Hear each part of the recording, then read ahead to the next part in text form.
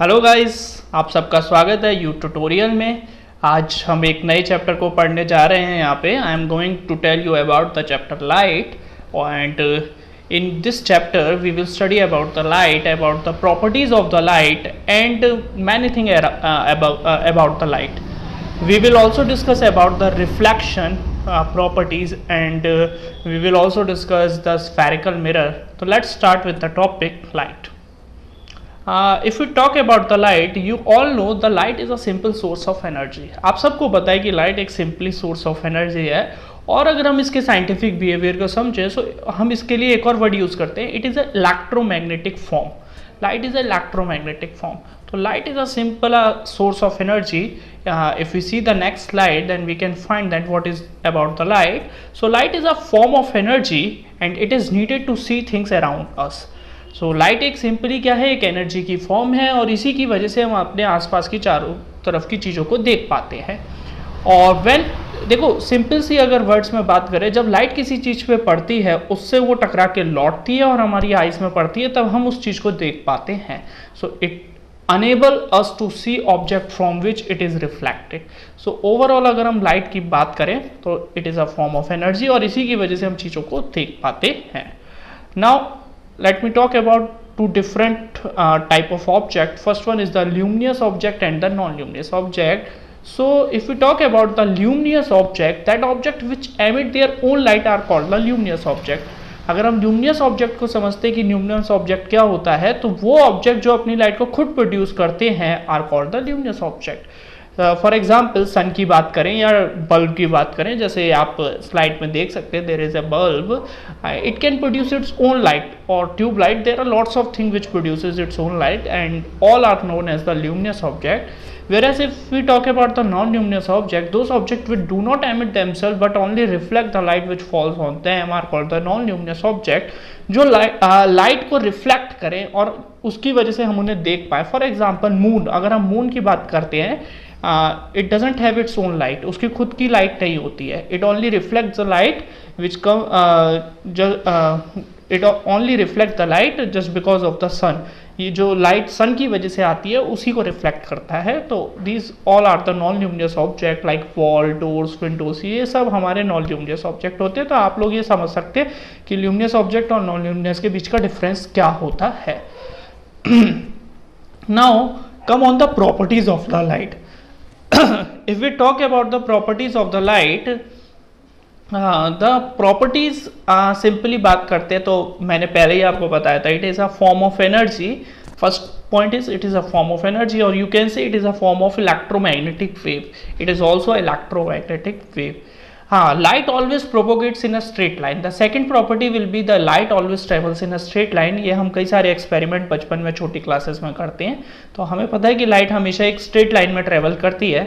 Third one, light can form shadows. हमें पता है जब किसी चीज़ पे लाइट पड़ती है तो वो एक शेडो भी फॉर्म करती है. तो सिंपली. और देखो फोर्थ पॉइंट जो मैं ऑलरेडी आपको बता चुका हूँ, light consist of electromagnetic wave which do not require a material medium for their propagation.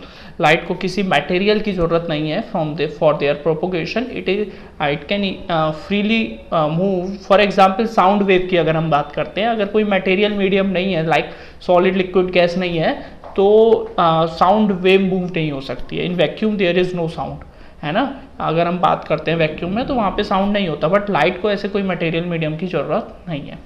And the fifth point is the speed of light is maximum in vacuum. The speed of light, जो light की maximum speed है वो कितनी होती है, 3 × 10⁸ metre पर second, और it is in the vacuum और एयर. तो एयर में और वैक्यूम में जो लाइट की स्पीड है वो मैक्सिमम होती है, which is ever the maximum velocity, which is मतलब ये जो स्पीड है ये आज तक की सबसे मैक्सिमम स्पीड मानी गई है और हम मानते हैं कि लाइट की स्पीड से ज़्यादा किसी की स्पीड नहीं होती है. तो this is the simple properties of the light. Only there are 5 properties. You can easily learn this property. Now come on the next topic.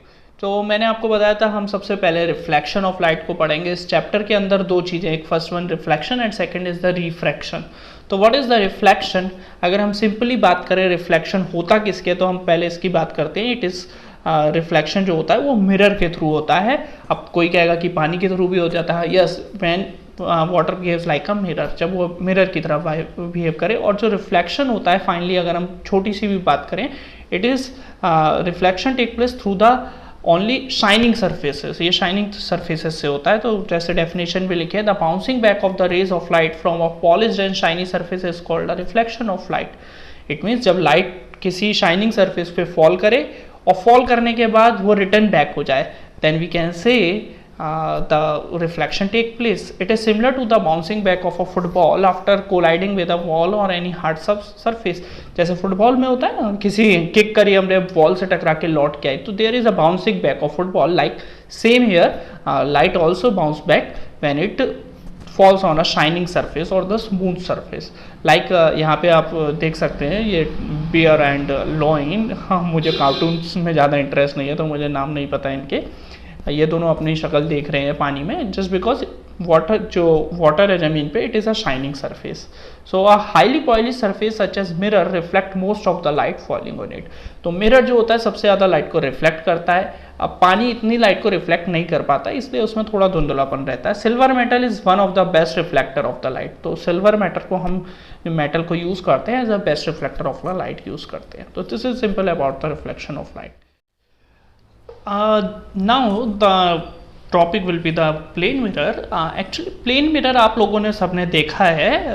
Overall जब लाइट फॉल करती है मिरर पे, it gets reflected back from the mirror and we can find an image of the object. For example अगर मैं mirror के सामने खड़ा हूँ तो मेरी इमेज जो होगी मिरर के अंदर दिखती है just because of the reflection. तो मिरर का मेनली काम क्या होता है, it just based on a simple physical phenomenon which is called reflection.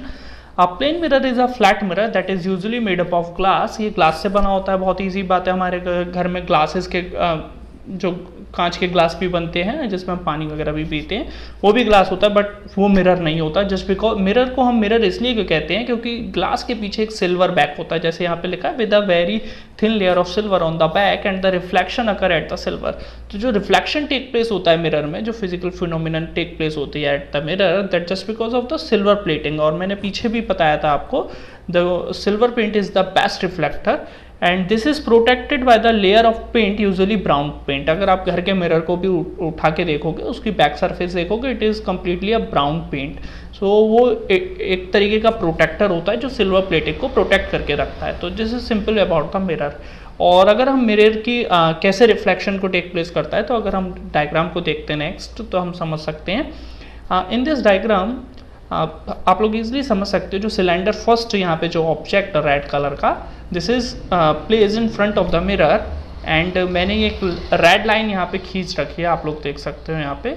तो just because of this that part, this is the reflecting area of the mirror, और जो पीछे वाला है वो ब्राउन कोटिंग हो रही होगी, तो यहाँ पे रिफ्लेक्शन टेक प्लेस होगा और उसकी इमेज हमें मिरर के अंदर दिखेगी। तो लाइक सिलेंडर 2 हमें दिख रहा है मिरर में, और सिंपल ये आइज़ की पोजीशन है, आप कहीं से भी देखो आपको वो सिलेंडर दिखेगा। ये जो कलर अलग अलग डिफाइन करने का रीज़न है, ये इसलिए कराया मैंने कि just this is the object, red colour shows the object and green colour shows the image.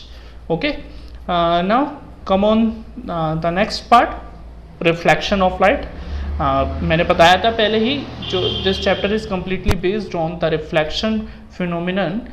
If we talk about the reflection, so simply when a ray of light falls on a plane mirror, जैसे when a ray of light falls on a plane mirror, here you can see the incident ray falls on a plane mirror and then it is reflected back in any direction.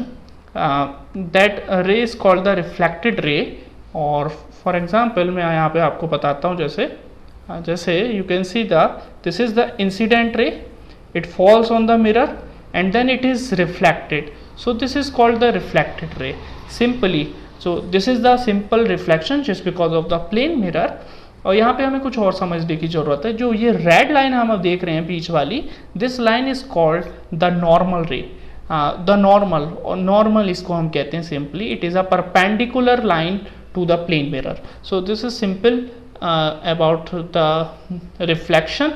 Now कुछ points हैं इसके reflection में, हम किन किन को use कर रहे हैं। तो रिफ्लेक्शन क्या होता है, जब लाइट कोई मिरर पे फॉल होती है तो वो हमेशा मिरर से टकरा के बाउंस बैक हो जाती है एंड दैट बाउंस बैक जो रे होती है that is called the reflected रे। कुछ पॉइंट्स हम रिफ्लेक्शन के उसके बारे में पढ़ते हैं। Now if we know about the general terms related to the plane mirror, the first one is the incident ray. तो इंसिडेंट रे मैंने आपको बता ही दिया, आप लोग डायग्राम में देख सकते हैं। Incident ray is a ray of light that strikes the mirror surface. जो मिरर की सरफेस पे लाइट गिर रही है, फॉर एग्जांपल आपने टॉर्च जलाई, आपने मिरर के ऊपर फॉल कराई, that ray is called the incident रे।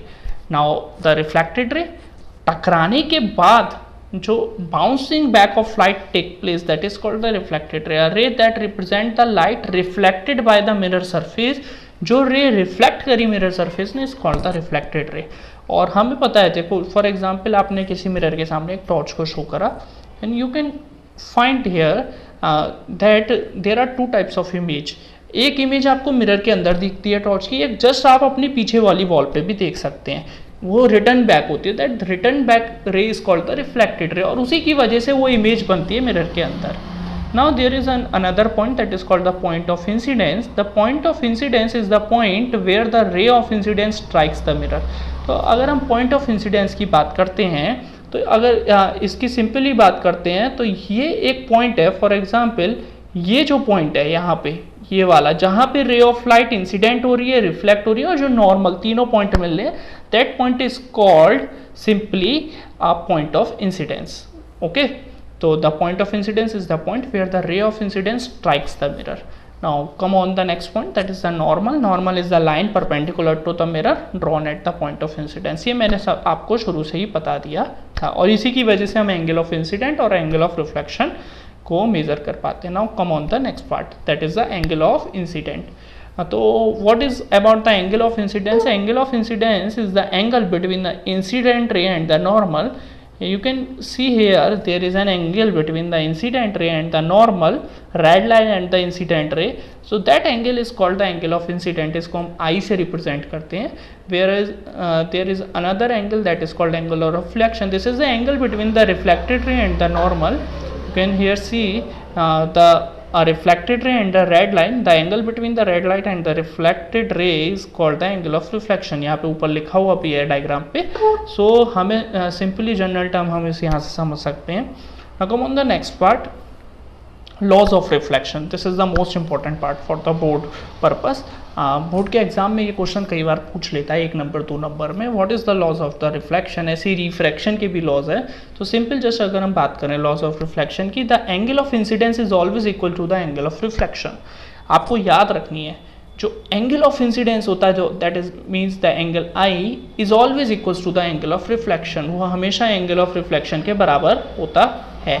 ये बात आपको हमेशा याद रखनी है। अगर मैं यहाँ पे बता दूँ तो जो एंगल ऑफ इंसिडेंस है वो हमेशा एंगल ऑफ रिफ्लेक्शन के इक्वल होता है। कैसे, मैं आपको ये समझा देता हूँ। जैसे जो एंगल आई होता है, हमें याद रखना है इस लॉ से, वो हमेशा एंगल आर के बराबर होता है। तो this is the basic law. First law is angle of reflection is always equals to the angle of incident, yeah, angle of incidence is always equals to the angle of reflection. Second one is the incident ray, the normal and the reflected ray. There are three things: the incident ray, the normal and the reflected ray, all lie on the same point, that is the point of incidence, yeah, all lie on the same plane. तीनों के तीनों एक ही जगह पे मिल रहे हैं, that is the point of incidence. So this is the second law of reflection, and you can learn these definitions from there. From here. Now come on the next point, that is the type of the reflection. What is the type of the reflection? If we talk about the type of reflection, there are two types of reflection. First one is the regular reflection and another one is the diffuse reflection. So if we talk about the regular reflection, when the reflection surface is smooth and well polished. So पहली बात, regular reflection कब होगा? जब surface completely smooth होगी और well polished होगी, otherwise नहीं होगा। The parallel rays falling on it are reflected parallel to another one. You can see here जो incident rays हैं वो parallelly जा रही हैं और टकराने के बाद रिफ्लेक्ट होती है और parallelly ही रिफ्लेक्ट हो जाती है। तो that type of reflection is called regular reflection. जैसे डायग्राम में गिवन है कि जो इंसिडेंट रे है वो पैरेलली कहीं टकराई मिरर से एंड देन रिफ्लेक्टेड पैरेलली, तो that type of reflection is called regular reflection. If we talk about the another reflection which is called the diffuse reflection, in the diffuse reflection when the reflecting surface is rough, तो it always take place when the जो surface होता है वो rough होता है. For example हमारे घर की जो वॉल है आप कहोगे वो स्मूथ है, बट अगर हम उसको बड़े माइक्रोस्कोपिक लेवल पे देखें तो it is completely a rough shape. The parallel rays falling on it are reflected in different direction. जब इस पर हम पैरेलल रेज को फॉल कराते हैं तो वो अलग अलग डायरेक्शन पे जाती है, तो that type of reflection is called diffuse reflection. तो ये just because of the smooth surface और रफ सरफेस की वजह से होता है. जो रेगुलर रिफ्लेक्शन है वो स्मूथ सरफेस की वजह से होता है, डिफ्यूज रिफ्लेक्शन जो आपका होता है वो रफ सरफेस की वजह से होता है. तो सिंपल बेसिक फिनोमिनन है. नाउ सम बेसिक टर्म्स को हम यहाँ पे देखते हैं. First one is the object. Object क्या है? जो मिरर के सामने है that is called the object simply, या जिससे लाइट रे निकल रही है that is called the object, और मिरर पे पड़ रही है. Something from which light rays start और anything which gives out light ray is called an object simply. For example I am standing in just front of the mirror. मैं खड़ा हूँ mirror के सामने, तो मेरी इमेज बन रही है. क्यों? क्योंकि जो मेरी से लाइट टकरा के मिरर पे पड़ रही है उसकी वजह से एक इमेज फॉर्म हो रही है. तो जो something from which light ray starts और anything which gives out the light ray is called simply object. And if you talk about the image, what is the image? तो इमेज एक optical appearance है जो mirror के अंदर दिखता है. वो रियल में कुछ नहीं है, हम उसको छू नहीं सकते है ना, but it is simply an optical appearance. Optical just because of light produce when light rays coming from an object reflected from a mirror. और वो कब प्रोड्यूस होता है? जब रिफ्लेक्शन टेक प्लेस होता है. अगर रिफ्लेक्शन नहीं होगा तो इमेज फॉर्मेशन कभी नहीं होगी. तो this is some basic terms related to the reflection. First one is object and second one is image. Object मतलब जो मिरर के सामने खड़ा है, इमेज जो मिरर के अंदर बन रही है. Now there are two types of images. First one is the real image and second one is the virtual image. ये टॉपिक बहुत इंपॉर्टेंट है. कई लोग इसको समझ ही नहीं पाते कि रियल इमेज में कहाँ देखने को मिलेगी या वर्चुअल इमेज कहाँ देखने को मिलेगी. If you talk about the real image, image which can be obtained on the screen, जिसको अगर हम स्क्रीन पे ले लें तो that image is called real image. For example अगर हम मिरर पे देख रहे हैं तो हमें कोई स्क्रीन पे इमेज नहीं मिल रही, उसको हम टच नहीं कर सकते हैं, मिरर के अंदर है क्योंकि वो एक ऑप्टिकल अपीयरेंस है. बट अगर सपोज दैट मैं कोई प्रोजेक्टर यूज कर रहा हूँ और उसकी जो इमेज है वो स्क्रीन पे आ रही है, तो that image is called the real image. तो image formed on the cinema screen is also will be the real image. ठीक है, तो दैट टाइप ऑफ इमेज जिसको हम टच कर सकते हैं और जिसको हम स्क्रीन पे ले सकते हैं, अगर सिंपल डेफिनेशन में कहें तो that is called the real image.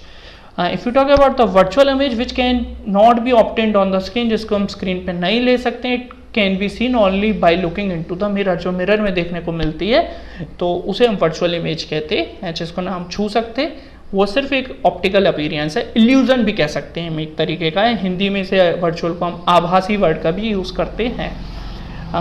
अगर मैं बात करूँ एक सिंपल एग्जांपल की, मान लिया मैंने एक टॉर्च को लिया और जलाया इन फ्रंट ऑफ मिरर, तो हमें क्या पता चलता है कि जो टॉर्च की एक इमेज मिरर के अंदर बनती है और एक जस्ट बिकॉज मेरे पीछे बनती है जो वॉल है. आपने कभी करके देखना या लेज़र लाइट को यूज़ करके देखना, तो एक लेज़र पॉइंट आपको जस्ट मिरर के अंदर दिखेगा, एक जस्ट आपके पीछे रिफ्लेक्ट होके. तो जो मिरर के अंदर दिख रहा है that is the virtual image and the real image will be जो आपके जस्ट पीछे दिख रही है वो होगी. तो this is the simple types of images, real and virtual. Now come on next topic, and this topic is the lateral inversion. It is basic. जब हम मिरर के सामने खड़े होते हैं तो हमने देखा जो हमारा राइट हैंड है वो मिरर के अंदर लेफ्ट की तरह बिहेव करता है, whereas left hand behaves like a right. तो overall change of side of an object and its mirror image is called lateral inversion. तो this there is a change of sides and that change of sides is called lateral inversion. आपने कभी किसी चीज़ को पढ़ने की कोशिश करो mirror में तो हम उसे नहीं पढ़ पाते हैं क्योंकि जैसे वो कंप्लीटली उल्टी दिखती है हमें, है ना. यहाँ पे एक एग्जांपल मैंने दिया है, there is an ambulance van. तो एम्बुलेंस वैन पे हमने देखा कि यहाँ पे जो एम्बुलेंस लिखा होता है वो हमेशा उल्टा लिखा होता है. क्यों लिखा होता है? सपोज कोई पर्सन एम्बुलेंस के आगे अगर चल रहा है गाड़ी में, तो वो अपने साइड मिरर जो रियर व्यू मिरर होता है उसको अगर देखता है तो उसको मिरर में उसको ये उल्टे एम्बुलेंस की इमेज दिखेगी, वो सीधी दिखेगी और उसको पता चल जाएगा there will be an ambulance. So this is the simple about the lateral inversion. तो ओवरऑल होता क्या है, right become left and left become right. ठीक है, when an object is placed in front of plane mirror. Okay, sides are reversed. तो in lateral inversion change of side of an object and its mirror image called lateral inversion. Okay, now friends there is an another topic that is the images formed by the plane mirror. देखो जो मैंने अभी आप लोगों को बताया, जो plane mirror होता है उसकी वजह से एक इमेज फॉर्म होती है, और इमेजेस दो तरीके की होती है, it may be are real and it virtual. But जब भी हम प्लेन मिरर के सामने खड़े होते हैं we get a only a virtual image in the mirror. अगर मैं अपनी इमेज किसी मिरर में देखता हूँ तो मुझे पता है कि वो एक वर्चुअल इमेज है। ये लड़का देखिए कितना पढ़ रहा है यहाँ पे। नाउ अगर हम बात करते हैं किसी इमेज की बात करते हैं तो इमेज कैसी होती है प्लेन मिरर की वजह से, तो first point will be the image formed by the plane mirror is always virtual and direct. तो जो इमेज फॉर्मेशन होगी by the plane mirror it is simply virtual and direct, क्योंकि डायरेक्ट मीन्स सीधी, like me, मैं सीधा होता हूँ, plane mirror में भी इमेज सीधी दिखती है, बट वो वर्चुअल होती है। वर्चुअल मतलब आभासी होती है, वो रियल में नहीं होती है, हम उसको स्क्रीन पे नहीं ले सकते, वो सिर्फ एक इल्यूजन होता है। Second one is the object and image are equidistance from the mirror. जितना दूर मैं मिरर से खड़ा हूँगा उतनी दूर ही वो इमेज होती है। Third is image is of the same size as the object. जितना साइज मेरा है उतना ही साइज इमेज का होता है, that is the simply same size of the image and object. And the fourth one is laterally inverted. ये lateral inversion phenomenon मैंने आपको बता दी थी कि यहाँ पे साइड चेंज हो जाती है, मेरा लेफ्ट वहाँ पे राइट हो जाता है, राइट वहाँ पे लेफ्ट हो जाता है। तो these are the points just because of the images formed by the plane mirror. Now come on the next part. In the next part we can see the next part will be the spherical mirror. I'm here going to tell about you the spherical mirror. So if you talk about the spherical mirror, it is a simple mirror whose reflecting surface is a part of hollow sphere of glass. अगर मैं mirror की बात करता हूँ, होता क्या है, mirror plane mirror सबने देखा है, बट अगर आप एक सिंपली अपने घर का स्पून ले लो, आप स्पून की सरफेस को देखो तो आपको वहाँ पे दो तरीके की सरफेस मिलती है। एक तो सरफेस होती है कुछ इस तरीके की जो जस्ट अपोजिट होती है, ये वाली, तो that surface is the also the spherical surface, चम्मच की जो और स्पून की जिसकी सरफेस होती है। और एक सरफेस होती है कुछ इस तरीके की जो अंदर की तरफ होती है, जो इनवर्ड होती है बाहर, तो that is also another surface. तो अगर मिरर भी इस तरीके के होने लगे तो that surface is that mirrors are called spherical mirror. तो spherical mirror is that mirror whose reflecting surface is a part of hollow sphere of glass. ये स्पेशली बनाई कैसे जाती हैं, ये एक ग्लास का स्फीयर होता है उससे काट के बनाई जाती हैं। The curved surfaces of shining spoon could be considered as a spherical mirror. और जो उनकी कर्व सरफेस होती है स्पून की, आपने देखा है, एक एग्जांपल दे रखा है यहाँ पे, could be considered as a spherical mirror. For example अगर मैं यहाँ पे बात करता हूँ कि वो कैसे बनती है, तो अगर आप यहाँ पे देखते हैं कि हम इसको कैसे बना सकते हैं, like suppose that this there is an circle, और अगर मैं इसको इतना काट दूँ, यहाँ से लेके यहाँ तक का काट दो, सपोज ये तो पूरा इरेज हो गया है, इतना रह गया है खाली, तो दैट पार्ट ये बना किससे, ये स्फीयर था एक हमारा, और स्फीयर को हमने इतना काट दिया, तो ये जो रिमेनिंग पार्ट है that is the simply spherical mirror. तो this is about the spherical mirror. ठीक है, तो स्फेरिकल मिरर बनता कैसे है, ये एक हॉलो स्फीयर ऑफ ग्लास के पार्ट से बनता है। Now on the next part, types of the spherical mirror, there are two types of spherical mirror. First one is concave mirror and second one is the convex mirror. You can see here the images of the concave and convex mirror.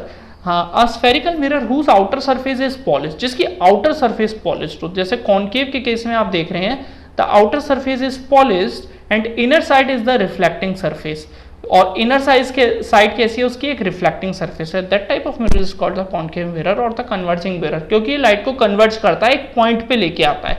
For अगर मैं किसी spoon की बात करता हूँ तो spoon का जो फ्रंट पार्ट होता है जिससे हम खाना खाते हैं, that is the concave shape, कुछ इस तरीके वाला जो होता है, that is the concave shape, जो इस तरीके का होता है, और यहीं से रिफ्लेक्शन होता है और पीछे से उभरा हुआ होता है ये। तो spherical mirror whose outer edge is polished and inner side is reflecting surface is called concave mirror. A spherical mirror whose inner is polished, जो उसकी अंदर वाली सरफेस तो पॉलिश्ड हो, है ना, and outer surface is reflecting, और outer वाली रिफ्लेक्टिंग, वो जो स्पून का पीछे वाला हिस्सा होता है। तो आपने देखा होगा जब पीछे वाला हिस्सा होता है that is called convex mirror and the diverging mirror, ये डाइवर्ज करता है, लाइट को फैलाने का काम करता है। कभी आप अपनी इमेज अगर उसमें देखेंगे तो आपकी जो इमेज होगी वो फैली हुई होगी लगभग, तो that type of mirror is called the convex mirror. And जो कन्वर्जिंग मिरर होते हैं उन्हें हम कॉन्केव मिरर, ये बोर्ड के एग्जाम में कई बार ऑब्जेक्टिव के पार्ट में आ सकता है। What is another name of the concave mirror? So it will be a converging mirror. What is another name of convex mirror? It will be a diverging mirror. क्यों? Because it diverges the images and it converts the images at a point. Okay, so there are two types of spherical mirror. First one is the concave and second one is the convex mirror. So this is simple fact about the spherical mirror. Now come on another part. Now we will discuss some important terms related with the spherical mirror. The first term is the pole. The center of the reflecting surface in a spherical mirror is a pole. आप लोग इस diagram में देख सकते हैं. You can see in this diagram that we know the reflecting surface of the mirror and the center of that reflecting surface is known as the pole. देख सकते हैं जो मिडिल पार्ट है जो रिफ्लेक्टिंग सरफेस का, that is called the pole and it is also written by P. इसको हम P से और डिफाइन करते हैं. तो आपको एक बात याद रखनी है, तो ये जो रिफ्लेक्टिंग सरफेस होती है मिरर की, पोल, इसको हम किससे डिफाइन करते हैं? पी से और डिफाइन करते हैं. तो ये हमारा क्या होता है? पोल. ये जो मैंने डायग्राम में एक्सप्लेन करा है. तो this is simple about the pole. It is the center of the reflecting surface in a spherical mirror. If we talk about another part, this is called the center of curvature. What is the center of curvature? Suppose that मान लिया मैंने कि ये जो circle है ये कुछ इस तरीके से होता. Now ये जो सर्कल का सेंटर है जो C से डिफाइन करा है, that is called center of curvature. So this is the simple center of curvature. The reflecting surface in a spherical mirror has a center. ये जो reflecting surface अगर एक सर्कल से लिया गया, मैंने आपको शुरू में बताया था, ये जो reflecting surface है ये एक पूरे ग्लास स्फीयर से लिया गया है, तो उसका जो सेंटर होता है that is called center of curvature, which is also defined by C. Now come on the next point. The third one is the radius. What is the radius of curvature? The radius of the reflecting surface of the spherical mirror is known as the radius of the curvature. अब simple सी बात, जो centre से जो reflecting surface तक की distance होती है that is called the radius of curvature which is defined by R. You can see in the diagram जो पोल से सी तक की डिस्टेंस है that is called the radius. तो इसको हम एक और तरीके से डिफाइन कर सकते हैं. The distance between the C and P, the distance between the centre of curvature and the pole is also known as the center of radius of curvature. So this is simple about the radius of curvature. Now come on the next point. That one will be the principal axis. What is the principal axis? In this diagram you can see a dotted line. That dotted line is known as the principal axis. It is a simple straight line passing through the pole and the center of curvature. In a spherical mirror is known as the principal axis. तो कई सारे लोगों को principal axis समझने में problem होती है. तो it is a simple line which passes through the center of curvature and a pole. जो पोल और center of curvature को जोड़ते हुए जाए, अगर उन दोनों के बीच की डिस्टेंस की बात करते हैं दैट इज द रेडियस, और अगर उस दोनों को जोड़ते हुए कोई लाइन जा रही है that is the principal axis. Here in this diagram the dotted line is known as the principal axis. Now come on the next point. The next point will be the principal focus. Principal focus ये principal focus होता कैसे, पहले तो इसको समझने की जरूरत है कि ये बना कैसे, ये पॉइंट आया कैसे. क्योंकि हम इसको बना तो लेते हैं, एफ से इसको डिफाइन कर देते हैं, बट हमें ये नहीं पता होता ये होता क्या है ना. If you talk about the principal focus, the reflected ray appears to come from a point on the principal axis. This is known as the principal focus. होता क्या है, जब कई सारी parallel incident ray spherical mirror पे fall करती हैं तो वो कन्वर्ज करता है because it is a concave mirror. तो after convergence all light ray falls at a point on a point, that point is known as the focal point और the principal focus. अगर हम इस डायग्राम की बात करते हैं तो यहाँ पे आप देख सकते हैं ये जो पॉइंट है, ये जो that point is called the principal focus और द फोकल पॉइंट. क्यों? ऑल द इंसिडेंट रे, जितनी भी इंसिडेंट रे थी ये पैरेलली आई, टकराने के बाद ये रिफ्लेक्ट हुई इस तरीके से और रिफ्लेक्ट होने के बाद एक पॉइंट पे मिली, तो that point is called a principal focus.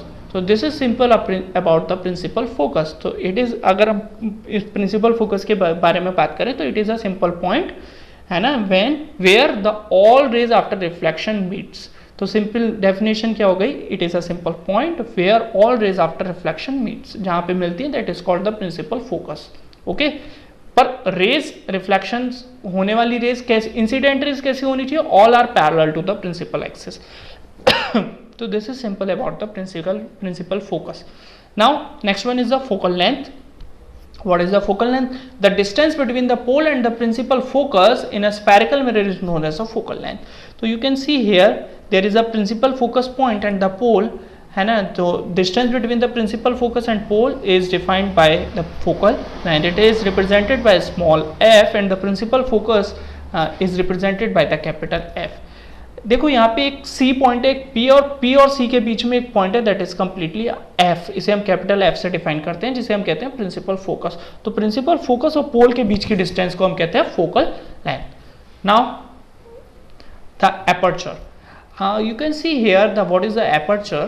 If we talk about the reflecting surface, the diameter of the reflecting surface defined as the aperture. अगर हम रिफ्लेक्टिंग सरफेस को देखें, जो स्फेरिकल मिरर की रिफ्लेक्टिंग सरफेस है, जो उसका डायमीटर है, that diameter of the reflecting surface is known as the aperture. So this is simple point. Aperture is the point for, अगर मैं यहाँ पे डिफाइन करना चाहूँ एपर्चर को, तो you can easily define this. It starts from like this is M point and last one is M dash point. So the distance from M to M dash or the diameter of the reflecting surface is known as the aperture. So this is simple part of the terms related to the spherical mirror. Thank you guys. और मैं समझता हूँ आप लोग समझ गए होंगे इस सब चीज़ों को. हमने स्टार्टिंग से पहले क्या पढ़ा, हमने सबसे पहले what is about the reflection. Reflection क्या होता है, what is the plane mirror, images formed by the plane mirror. There are two type of image, real image and then virtual image. Then the spherical mirror, there are two type of spherical mirror. First one is the concave and then another one is the convex. So or then some basic terms related to the spherical mirror. So this is the basic part and मैं जो next lecture बनाऊंगा उसमें मैं आपको how we can form some images by the concave or by the convex mirror. वो सीखेंगे कि हम किस तरीके से concave और convex का यूज़ करके images को बना सकते हैं. So thank you guys to connect with us. And for any query, call me at 741778389. This is my WhatsApp number and another one is my simple calling number. Okay. Now thank you guys.